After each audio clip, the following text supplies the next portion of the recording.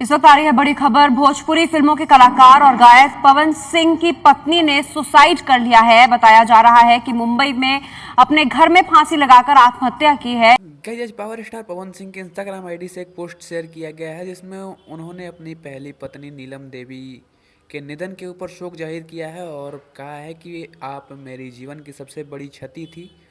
आप अभी भी मेरे जीवन में हैं और आजीवन रहेंगी। आज ही का ऐसा दिन था जिस दिन नीलम देवी ने अपने घर में फांसी लगा ली थी और इसके बाद जो है पवन सिंह पे काफ़ी ज़्यादा आरोप लगे, काफ़ी सारे षड्यंत्र रचने के आरोप लगे और बहुत सारे एफआईआर हुए, बहुत सारा जो है केस हुआ। लेकिन फिर पवन सिंह जो है वो निर्दोष साबित हो गए और आज ही का वो दिन था जिस दिन पवन सिंह के जीवन से एक महत्वपूर्ण व्यक्ति चला गया।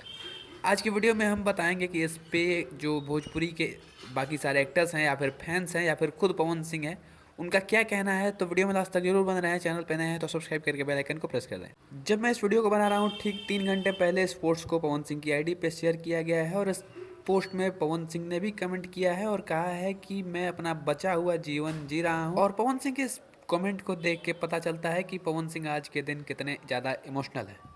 खैर, और जितने भी भोजपुरी इंडस्ट्री के बड़े बड़े कलाकार हैं जैसे कि आस्था सिंह हो गई, क्वीन सालिनी हो गई, सबके कमेंट्स आए हैं। रितेश पांडे हो गए, कल्लू हो गए, सबके कमेंट्स आए हैं और सभी ने इसके लिए ओम शांति लिखा है।